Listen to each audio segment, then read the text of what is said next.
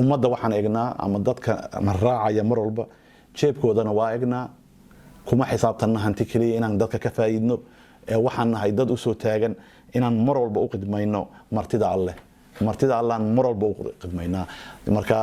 mar walba anaga waxaan noo muhiim duyuuf arrahmaan inaan mar walba u suurtagelino riyadooda ugana dhabayno. Assalamu alaikum, ik ben Abdelkader. Wij zijn van Irshad al-Hajj al-Umrah. Wij willen jullie graag vertellen zoals jullie gewend voor ons zijn. Wij hebben maand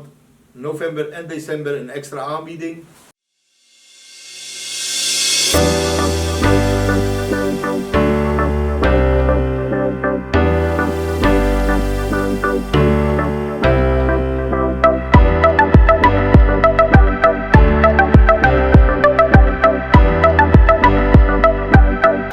السلام عليكم ورحمة الله وبركاته. وهذا السلام يا دمان سيجارة وحنو سلام يا صومالي نيدرلاند تيفي وما أنت نصوب بغضي وأنا كم سنتين بغشة وحنا إذا كم هذا علينا إن ذلك فرح بدنا نقول جرتان ومدة الصومالية ده كله قام ودم كهولن هي دمان ودم هذا كلا يوروب مر والبعد هيجن كوتهين سيدي عاد متقنا وصوب بندقي لهذين ومدة الصومالية قربها كنول لنا عون أحسن إليهين. haddaan intaa taa uga baxo magacayga waa Cabdiqaadir Maxamed waxaan ku noolahay wadanka Holland muddo gaaraysa 25 sano in ka badan waxaan deganahay magaalada Utrecht magaalooyin kale oo wadanka Holland kamid ahaan hore waa u soo degay laakiin imika 15 sano ugu dambeysay waxaan ku noolahay magaalada Utrecht halkaas oo uu ka furan yahay xafiiska Irshad Travel Hajj and Umrah Irshad Travel Hajj and Umrah وحفيز مودرنا كانت دون حفيزة كلا قاعدة ضدك حجيدة أما ضدك صوم عمريسنا هي إتجاية إن بيت كالله إيه مقالوين كلا متقنا بركيسن سيدا مكية مدينة أقصى الافتجادة وعن هذا باللوني مركا وحن عنك هدان هاي إرشاد هان عنك هان وحنا هاي معمولها إرشاد ترافل حج عمرة إرشاد ترافل حج عمرة maadaama aan anigu maamulahay waxa jirta oo kale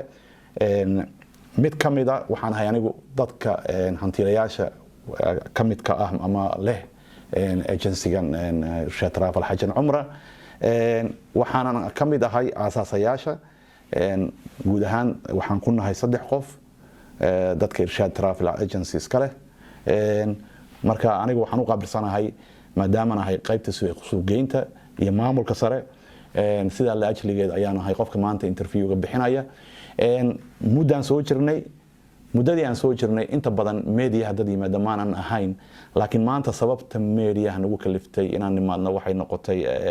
baahiyo jira iyo codsi nooga yimid ummadda Soomaaliyeed ay ku dhaqan wadanka Holland guud ahaan gaar ahaan magaalada Utrecht iyo nawaaxigeeda iyo guud ahaan wadamada kale ee Europe oo iyaga laftigooda aan xiriir la leenahay oo dad badan u suurtagelinay inaan qaadno geyno goobaha barakaysan alxamdulillah ilaahay waa nagu guuleysiyay mar walbana anaga waxaan nahay manhin mataqana dad hadafkoodu ah ganacsi laakiin waxaan nahay inaan ka dhabayno aan jecelnahay ummadda Soomaaliyeed riyadooda dadka niyada ku haya inay soo cibaadaystaan iyagoo si walwalaana waa ognahay dhibaatooyin fara badan baa jirta wadanka ama rice beer agency-yaal badan oo dadka qaada sida ay ahaydna aan howlaha u fulin annaga waxaan kaga duwan lahay mar walba flexible waxaan nahay flexible ummadda waxaan eegnaa ama dadka na raacaya mar walba jeebkoodana waa eegnaa kuma xisaabtanna hanti kaliya inaan dadka ka faa'iidno waxaan nahay dad u soo taagan inaan mar walba u qidmayno martida Alle martida Alle mar walba u qidmaynaa marka mar walba annaga waxaan noo muhiim duyuuf arrahmaan inaan mar walba u suurtagelino riyadooda ugana dhabayno.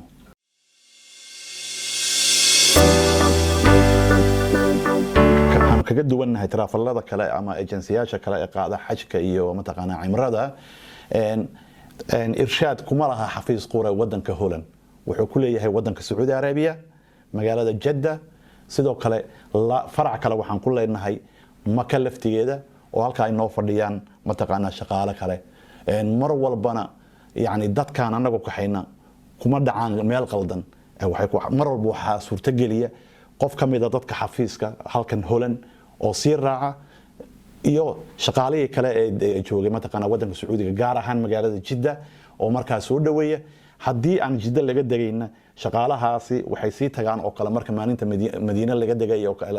mataqaanaa madiine laga degayo maalmo ka hor madiinay sii tagaan oo ay halkaasi ku sugaan airportka halkaasi u taagan yihiin dadka ka soo kaxeeyaan basaskii loogu talagalay saaraan hoteeladii geeyaan goobihii cibaadada geeyaan siyaaraadkii oo dhan usoo fuliyaan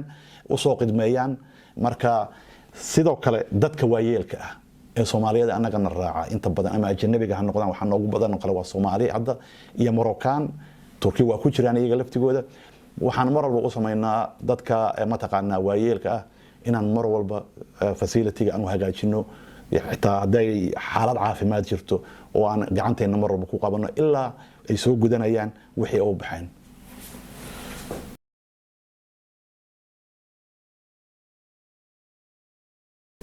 waa su'aal wanaagsan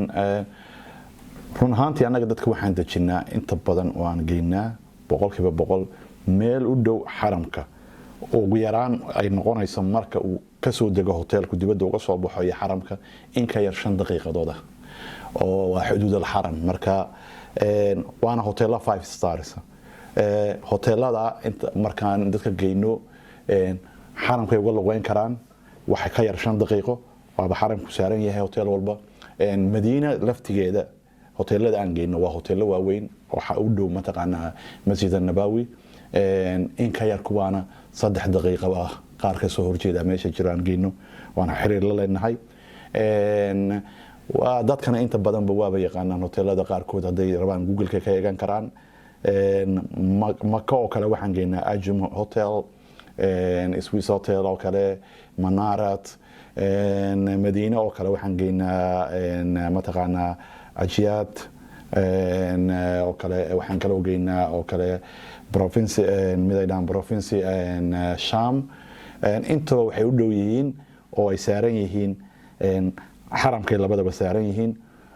mar walbana hoteeladaas waxa ugu jira facility fara badan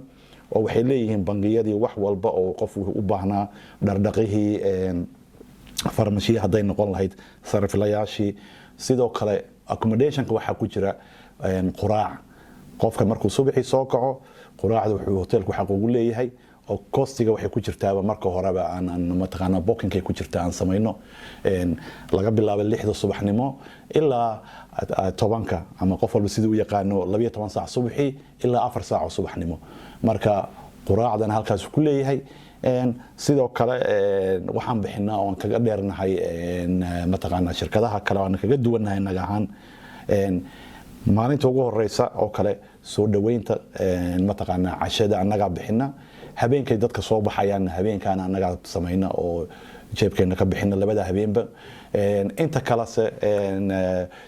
maalmaha kale la joogana qofka inta badan isaga mataqaana wixiisa dibadda ka cuna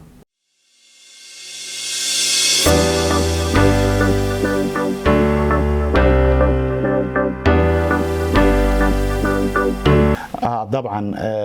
وارين mataqaana waa su'aal wanaagsan horta way fududahay sida anagana loo soo xiriiri karo waxana laga soo xiriiri karaa website-keena qofkii ay u fududahay inuu website-ka nooga soo diro ama noo soo gudbiyo email via email noogu soo diro cidii kale ay u fududahayna una soo wici karaa telefoonada shirkadda oo aad ka heli kartaan website-keena ku wada qoran yihiin Google-ka ka heli kartaan sidoo kale xafiiskeena soo booqan kartaan hadda waxaan yani idinku wargelinayaa qofkii magaalo fog ka imanaya waxa haboon intuu soo bixin inuu noo soo sheego si aan mataqaanaa aan ugu sii talagalno oo aan xilliga u imanayo maadaama aan mararka qaar kood ballama afsbaraagay dadka u sameeyno inay nala joogan customer kale laga yaaba si aan ugu suurtagelino aan ugana dhigno ballantiisaas inay suurtagal u noqoto